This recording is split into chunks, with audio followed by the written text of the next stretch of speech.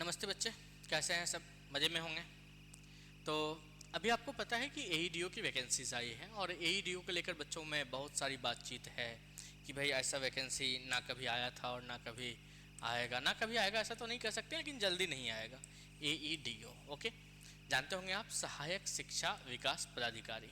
Okay, कुल कितने post आए हैं? तो 935 पोस्ट आए हैं। 935 पोस्ट आए हैं, 935 पोस्ट हैं। और सबसे अच्छी बात है इसमें कि एक ही एग्ज़ाम होना है।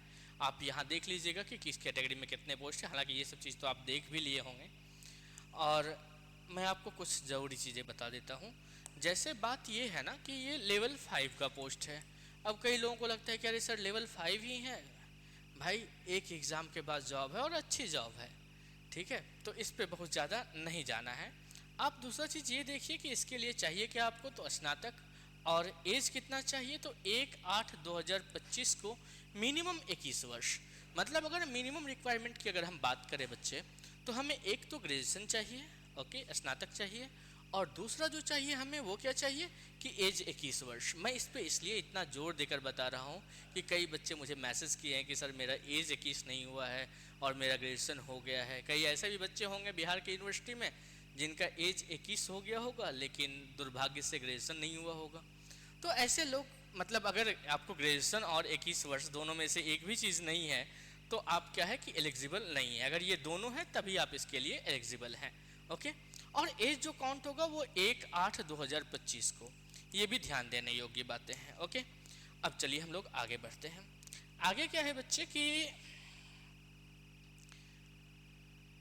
आगे आगे देख लिया जाए। हाँ, कई लोग ये भी कह रहे हैं कि ये जो है वो बहती गंगा में हाथ धोने जैसा है।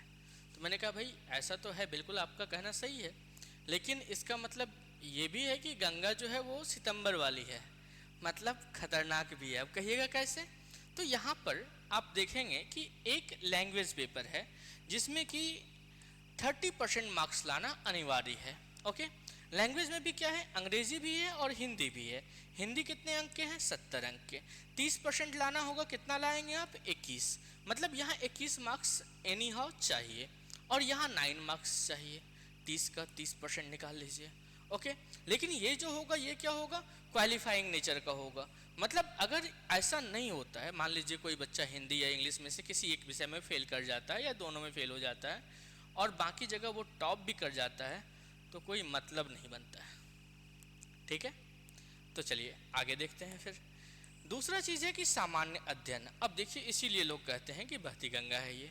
जो बीपीएससी वाले बच्चे हैं उनका सामान्य अध्ययन मतलब जीके जीएस वाला पेपर जो होता है वो ठीक होता है।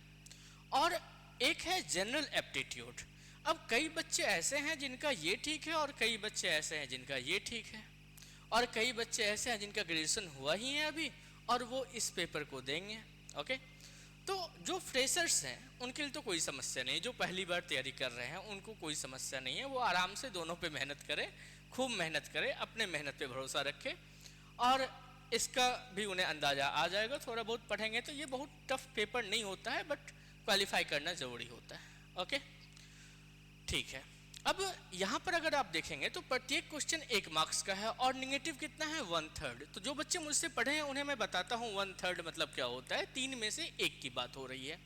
तो अब आप देखिए कि 100 क्वेश्चंस हैं जीएस में, तो भाई मार्क्स कितने हैं? 100, एक क्वेश्चन 1 मार्क्स का हुआ। लेकिन अगर आप 3 गलत करेंगे तो जो आपका 1 सही था वो भी गलत हो जाएगा। तो सामान्य अध्ययन मैं कह रहा था कि बीपीएससी वालों का अच्छा है। और सामान्य योग्यता जो एसएससी बैंकिंग के बच्चे रहे होंगे उनका ये वाला पेपर अच्छा होगा, ठीक है। और कोई ऐसे भी होंगे जिनका दोनों में से कुछ भी अच्छा नहीं है, वो तैयारी शुरू करेंगे। तो जो तैयारी शुरू करेंगे उनके लिए भी बहुत इम्पॉसिबल वाली बात नहीं है, क्योंकि जैसा सुनने में आ रहा है कि मतलब टाइम ठीक ठाक मिल रहा है। फिलहाल तो टाइम है ही इसके लिए। एग्ज़ाम डेट अभी नहीं आया है, अभी फॉर्म भरने का 1 महीना डेट है। तो कुल मिलाकर के आराम से आप तैयारी शुरू कर सकते हैं। लेकिन मैं इसलिए कह रहा था कि भाई तैयारी मतलब बहती गंगा में हाथ धोने वाली बात, कि अगर आप देखेंगे तो एक ही पेपर है, मतलब आप इस पेपर को पार कर जाते हैं, ये तीनों पेपर आप बढ़िया मार्क्स से पास कर जाते हैं, मतलब इस एग्ज़ाम को पास कर जाते हैं, तब जो पीडीएफ में आपका नाम आता है वो मेंस देने के लिए नहीं है नाम, वो ज्वाइनिंग के लिए नाम है। मतलब 935 अगर पोस्ट हैं तो रिजल्ट भी कितना आएगा? 935। अब देखिए होता क्या है, बीपीएससी में अगर 935 पोस्ट रहता है तो रिजल्ट कितना आता है, तो भाई 10 गुना रिजल्ट आएगा, 9350 आ जाएगा रिजल्ट, 15 गुना रिजल्ट आ जाएगा, 20 गुना रिजल्ट आ जाएगा। लेकिन इसमें क्या है कि जितने सीट हैं उतना ही रिजल्ट आएगा। ओके, तो आप सोच लीजिए कि भाई कंपटीशन कितना टफ है और खतरनाक है कि नहीं, है ना खतरनाक। एक एक मतलब एक क्या, एक तो मैं ज़्यादा कह रहा हूँ, 0.25 मार्क्स पे सिलेक्शन होना और ना होने की संभावना बहुत ज़्यादा होगी। क्योंकि जिनका ये पेपर अच्छा रहेगा वो यहाँ बेहतर करेंगे और यहाँ भी बेहतर करना चाहेंगे, और जिनका ये पेपर अच्छा है वो चाह रहे हैं कि नहीं हम यहाँ अपना पूरा इफिशियंसी लगा लें। ओके, तो आपको ये करना है कि आराम से, मतलब अगर बीपीएससी का एग्ज़ाम है तो पहले बीपीएससी का एग्ज़ाम दे दीजिए, और उसके बाद या फिर उससे पहले भी आप अगर थोड़ा बहुत भी इसकी तैयारी शुरू करते हैं, भाई उससे पहले आप सामान्य दिन की तैयारी कर ही रहे हैं। अगर बीपीएससी का एग्ज़ाम दे रहे हैं तो मैथ रीडिंग तो आप बीपीएससी एग्ज़ाम के बाद ही थोड़ा बहुत देखना शुरू करेंगे। तो आप बीपीएससी एग्ज़ाम के बाद जब तैयारी में लगे तो जी जान से इस पेपर पर जुट जाए, क्योंकि ये एग्ज़ाम क्लियर मतलब जॉब पक्की। ठीक है, ओके। अब हम लोग आगे देखते हैं। अच्छा, कई लोगों के मन में रहता है कि सर ऐसा है तो फिर फॉर्म भी बहुत भरा आएगा। तो मुझे लगता है कि फॉर्म कितना ही भरा है ये हमारे आपके चिंता का विषय नहीं होना चाहिए। जैसे मान लीजिए कई लोग कह रहे हैं कि भाई 15 लाख फॉर्म भरा आएगा, अच्छी बात है भाई, अगर 15 लाख की जगह 8 लाख ही भरा जाए तो मुझे क्या टेंशन। अरे 2-4 सेकंड के लिए आप खुश होंगे और तो कुछ नहीं हो सकता है ना। या 15 लाख की जगह 22 लाख ही फॉर्म भरा जाए तब क्या समस्या, कोई समस्या नहीं भाई, हमें तो एक सीट चाहिए, हमें मेहनत उतना ही करना होगा। ऐसा तो है नहीं कि इस संख्या पे अपना मेहनत डिपेंड करता है, तो मेहनत खूब करना होगा, एकदम जम के करना होगा इस पेपर के लिए। आप अगर सिलेबस की बात करेंगे तो सिलेबस में आप देखिए कि सामान्य भाषा का सिलेबस तो वही होगा जो लिखा हुआ है, मतलब हिंदी इंग्लिश नॉर्मल आपने देखा होगा शायद एसआई वगैरह का, या बीपीएससी में भी एक पेपर तो क्वालिफाइंग हिंदी होता ही, तो वहाँ भी आपने पेपर देखा होगा। जीएस में अगर आप देखेंगे तो सामान्य विज्ञान, राष्ट्रीय अंतर्राष्ट्रीय महत्व की समसामयिक घटनाएं, भारत का इतिहास, बिहार का इतिहास की प्रमुख विशेषताएं, सामान्य भूगोल, मतलब बिहार मुझे लग रहा है कि ठीक ठाक फोकस किया गया है। बाकी जो आप बीपीएससी में पढ़ते हैं भाई, करंट अफेयर्स पढ़ते ही हैं आप, भारत का मतलब इतिहास और भारत का भूगोल ये सब चीज़ पढ़ते ही हैं, तो ये मतलब आप जो पढ़ रहे हैं पढ़ते आ रहे हैं उसी टाइप का पेपर है। सामान्य योग्यता ये वही है जिससे आप परहेज करते हैं कई लोगों को नहीं भी रहता है परहेज, मैं देखता हूँ क्लास में कई बच्चे रहते हैं इनको लगता है कि नहीं मतलब मैथ्स भी अच्छा रहता है, बट ये थोड़ा टेंशन का कारण है लोगों में। तो इसमें आपको बिल्कुल टेंशन नहीं लेना है। आप अगर ध्यान से देखेंगे तो आप देखिए कि यहाँ संख्या पद्धति से संबंधित प्रश्न है, नंबर सिस्टम जिसको कहते हैं, पूर्ण संख्या का अभिकलन, दशमलव और भिन्न, संख्याओं के बीच परस्पर संबंध, मतलब टोटल अरिथमेटिक वाला पार्ट है, नंबर सिस्टम है, डेसिमल है, फ्रैक्शन है, होल नंबर्स है, उसके बाद आपको मैथमेटिकल ऑपरेशन है, परसेंटेज है, रेशियो है, अभिविन्यास, समस्या समाधान, ये रीजनिंग का टॉपिक हो गया। रीजनिंग के टॉपिक में भी आपको नाम देखकर भले ही आप बहुत मतलब कंफर्ट फील करें ना करें, लेकिन रीजनिंग के क्वेश्चन देखेंगे तो आप पक्का कंफर्ट फील करेंगे, ये मेरा दावा है। ओके, तो इस वाले सेक्शन के लिए आप एकदम निश्चिंत रहिए। हम लोग जो बैच ला रहे हैं उसमें क्या है कि एक बैच तो हम कंबाइंड ला रहे हैं, मतलब कि जिसमें आपको ये दोनों पेपर हम कराएंगे, ठीक है, मतलब परफेक्शन आईएएस की तरफ से ये दोनों पेपर आपको तैयार करवाया जाएगा। मैथ्स भी होगा इसमें, जीएस भी होगा, लेकिन कई बच्चे ऐसे भी होंगे जिनको सिर्फ मैथ्स पढ़ना होगा, उनके लिए क्या होगा कि उनके लिए हम अलग से सिर्फ मैथ्स का बैच रहेगा कि भाई जिन्हें केवल मैथ्स पढ़ना है वो केवल मैथ्स पढ़ें। लेकिन इम्पोर्टेंस किसी का भी कम नहीं है, ये बात ध्यान रखिएगा। ऐसा नहीं कि मतलब मैं मैथ्स का टीचर हूँ तो मैं मैथ्स के बारे में लंबा चौड़ा कुछ बोल दूँ, ऐसा कुछ नहीं है। आप देखिए कि मेधा सूची में कह रहा है कि लिखित परीक्षा में प्राप्त अंकों के आधार पर आयोग अंतिम चयन हेतु मेधा सूची तैयार करेगा, मतलब दोनों का मार्क्स जुटेगा। हाँ, वो इक्वल होने के केस में जैसा हमेशा होते आया है वैसा होगा। तो आपको क्या करना है कि देखिए क्या क्या ध्यान देने योग्य बातें हैं।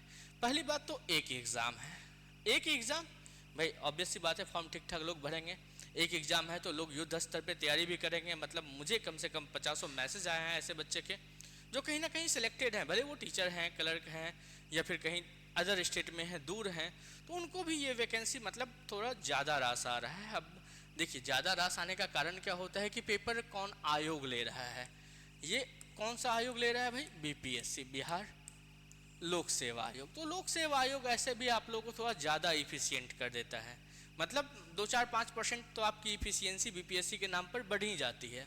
तो आप क्या कीजिए कि भाई अगर आपको सही में इफिशियंसी मतलब आपके ठीक ठाक है, आपको लग रहा है कि नहीं ये एग्ज़ाम निकालना है, एक ही एग्ज़ाम है, तो आप क्या करेंगे, युद्ध स्तर पे लग जाएंगे। युद्ध स्तर पे लग जाएंगे तो ऑब्वियस सी बात है कि जो लोग मेहनत करने वाले हैं, या चाहे आप ही हो सकता है वो, तो आप क्या करेंगे कि अपना बेस्ट देंगे। अपना बेस्ट देंगे तो फिर क्या होगा, कट ऑफ ऐसे भी ऊपर जाएगा। 901 देखिए होता क्या है कि अगर 935 सीट के लिए हमें 2 एग्ज़ाम लेना होता तो हम 10 गुना रिजल्ट देते, 15 गुना रिजल्ट देते। तो वहाँ पे क्या होता कि वहाँ पे कट ऑफ होता कि हाँ भाई ये कट ऑफ है। यहाँ क्या होगा कि भाई मेरिट बनेगा इतने नंबर पे, तो वहाँ पे एक एक मार्क्स, एक एक दिन, एक एक क्वेश्चन, मतलब सब इम्पोर्टेंट है। तो हम आपसे यही कहेंगे कि इस मौका को बिल्कुल गवाइए मत। ओके, जम के लगिए, खूब बढ़िया से लगिए, ठीक है। बाकी आपका जो भी रहेगा कि नहीं सर कैसे होगा, मतलब मेरी तरफ से जो भी मदद होगा मैं उसके लिए हमेशा तैयार हूँ, ठीक है। और इसमें कुछ जानकारी है तो देख लें, नहीं है तो कोई बात नहीं। ये आरक्षण वगैरह तो आप लोग देख ही लेंगे, ये सब तो आप लोग का आराम से आसान काम है। इतना फॉर्म आप लोग बीच में भरे होंगे कि अच्छा लड़कियों के लिए एक मौका ठीक है, मतलब अब लड़कियों को 35% आरक्षण पहले भी था, लेकिन डोमिसाइल लग गया तो ये लड़कियों को थोड़ा ज़्यादा फ़ायदा देगा। ओके, ठीक है। तो और मुझे नहीं लगता है कोई समस्या रही होगी।